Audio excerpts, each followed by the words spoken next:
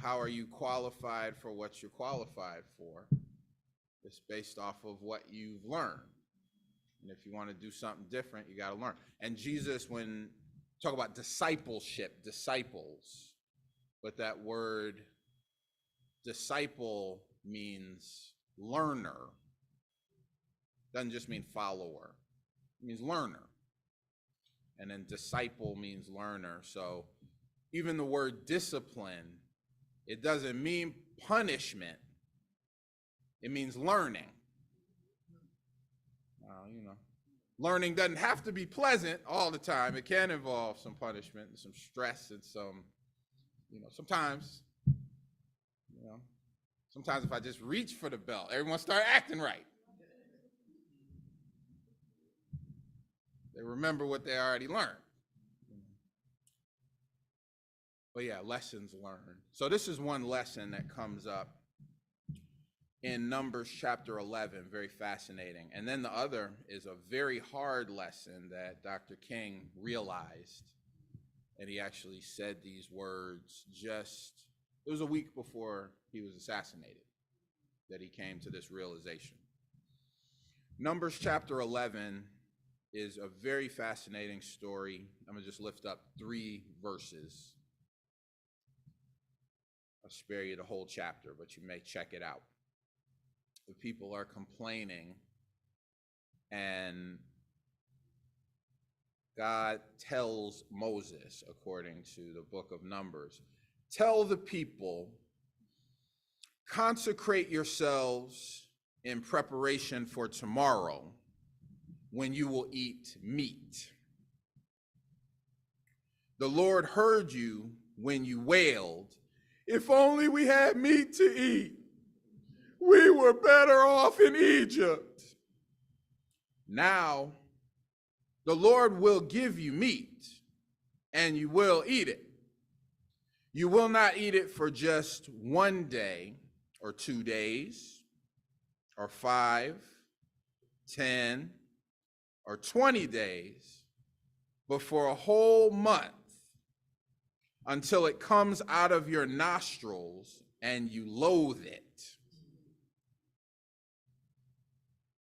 Dang, that's God talking. Dang.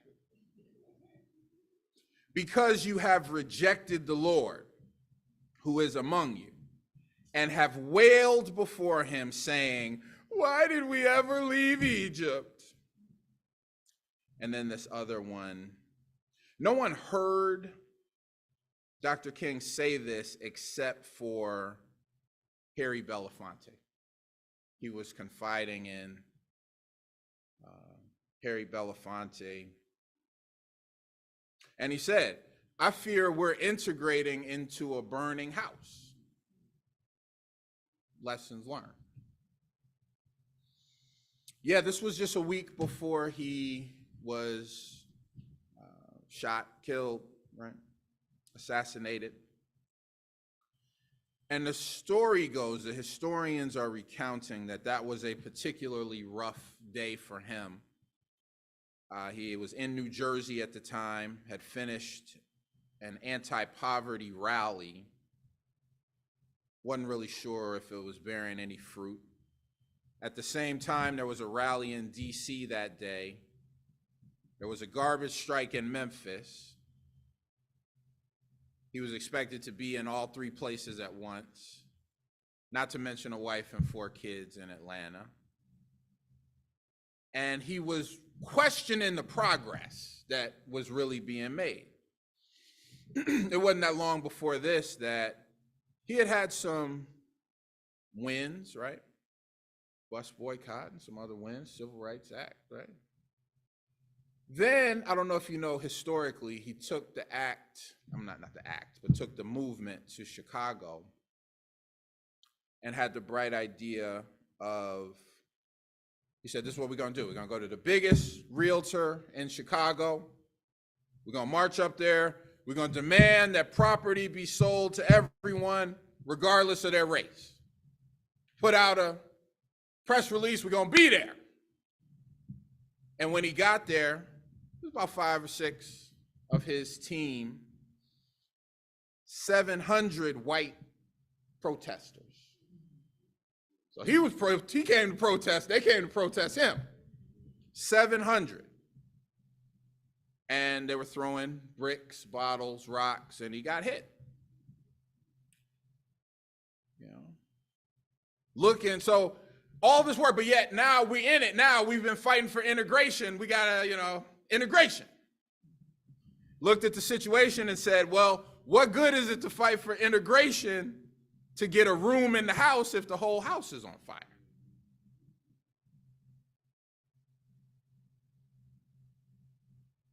That's a good question.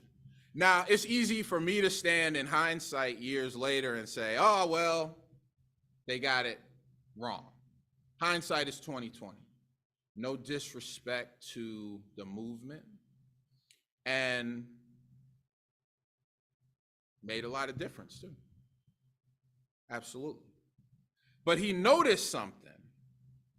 What are we really? We begging to be integrated. Lord, integration. Lord, freedom. Lord, integration. Lord, we want to be like them.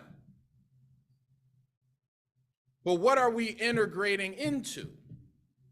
He asked that at the end. This was a lesson learned. Because I can't ignore the reality. At the time Dr. King lived and ministered,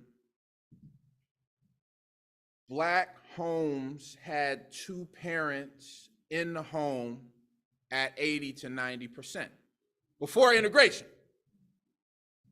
Now, after integration, the census is putting that number at about 20 to 30%. Before integration, Black businesses were thriving because we didn't have a choice.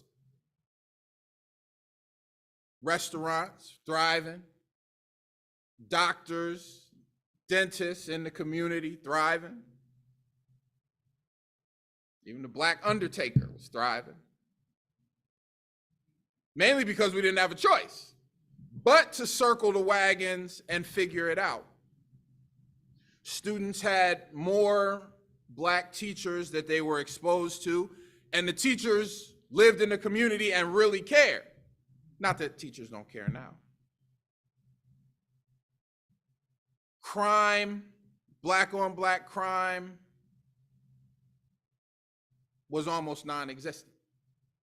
I had an elder tell me once upon a time he was in an alley in LA at night, and he saw some folks at the other end of the alley, and he said, uh-oh.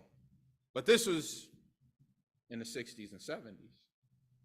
He sees the people at the other end of the alley, and he said, he saw that they were Black, and he said, oh, okay, good, they're Black. But he said, but now if I see someone at the end of the alley,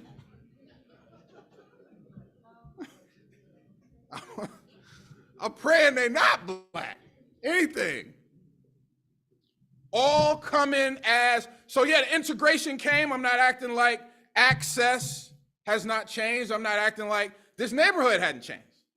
And opportunities have opened up and perspectives have evolved. But everything you get it, but you get everything that comes with it too. So,